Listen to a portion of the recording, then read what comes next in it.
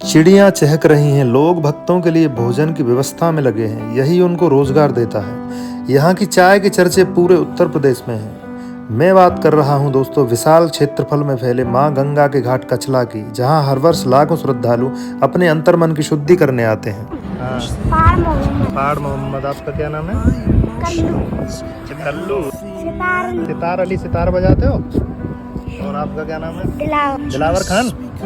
दोस्तों दीवार फिल्म के अमिताभ बच्चन छल्लेदार अंगूठियों के साथ मां गंगा के किनारे घूम रहे थे। क्या कह रहा है ये ईंटे जाम तोड़ के है गलत बात, बिल्कुल गलत बात है ये तो। बोतल में जो मुंह पे बुढ़ाते जाम है। हां लोग ये सब बुढ़ाते जाम है। ये तो गलत बात है, बिल्कुल गलत बात। ये बाबा उन्हीं मुस्लिम बच्चों की बात कर रहे हैं जो गंगा मां की पवित्रता को नष्ट कर रहे हैं। 7 साल अन्न पानी ना खाया, 14 से मिल जाम।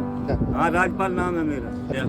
बाबा को कुछ भेंट देने के बाद दोस्तों हम निकल पड़े नीचे घाट की तरफ, जहाँ की ऊर्जा हमें खींच रही थी। फिर हम पहुंचे वहाँ के एक प्राचीन आश्रम पर, जहाँ हमने संत दर्शन के साथ ज्ञान की गूढ़ बातें जानी, जो जीवन में हमेशा काम आएंगी। संत ही समाधान है दोस्तों।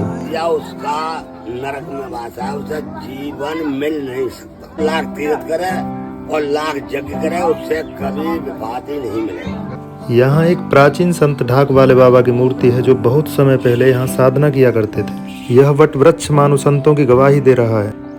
आखिरकार हम पहुँच गए दोस्तों घाट कचला पर, जहाँ सबसे पहले हमने माँ गंगा को प्रणाम किया और नौका में बैठ के बीच मझधार में पहुँच गए, जहाँ मेरे और माँ गंगा के सिवा कोई और नहीं था। आनंद की अनुभूति हो रही है यहाँ पर। यहाँ का जो सुकून है वो शब्दों में बयान नहीं किया जा सकता है। बहुत ही शांति का अनुभव हो रहा है। एक ऊपर के लेवल की ऊर्जा है यहाँ।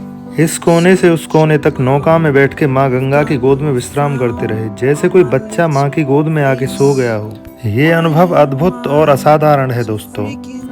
ऊपर खुला आसमान, नीचे माँ गंगा और चारों तरफ श्रद्धालु और ऋषि मुनियों की भक्ति का मेला। यहाँ आके मानो मनुष्य कृतकृत्य हो जाता है। माँ गंगा का अमृतमय जल मानो देह, मन और चित्त की मैली परतों को धो रहा था। यहाँ का हर दृश्य प्रभावित कर रहा था दोस्तों। यहाँ की नौका भी ऐसे सजी होती है जैसे कोई भक्त अपने इष्ट के लिए श्रृंगार कर रहा हो।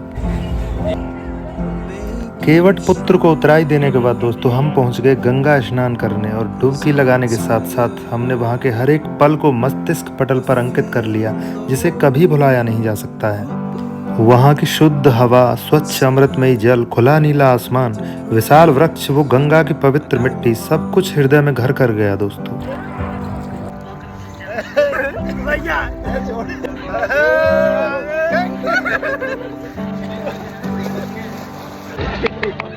हर हर महादेव। दोस्तों मैं इधर से उधर घाट की मिट्टी में घूमता रहा और स्वयं को इस मिट्टी के साथ जोड़ने का प्रयास करता रहा। उसके बाद में गंगा जल के लिए पात्र खरीदने के लिए गोरखनाथ जी के शिष्य की दुकान पर आ गया। पात्र का चुनाव करने, बाबा से बातचीत करने और धनराशि देने के बाद मैं आ गया गंगा जल भरने, जहाँ का दृश्य और सूर्य का स्वरूप आपको सचमुच गदगद कर देगा दोस्तों। हर हर गंगे, हर हर महादेव। माँ गंगा को साथ लेके, उनका आशीर्वाद लेके हम फिर से उसी दुकान पर आ गए दोस्तों, जहाँ से हमने इस सफर की शुरुआत की थी। वहाँ हमें गाय की एक छोटी बछड़ी मिली दोस्तों, जिसे हमने कुछ भोजन कराया, और पास बैठे हीरा और मोती भी भोजन में शामिल हो गए। उसके बाद मित्रों के जोड़ देने पर मैंने बजाई हारमोनिका पर एक पुराने गीत की धुन, जो काफ़ी लोकप्रिय है। इसी के साथ हमारा ये वाला सफ़र समाप्त होता है दोस्तों।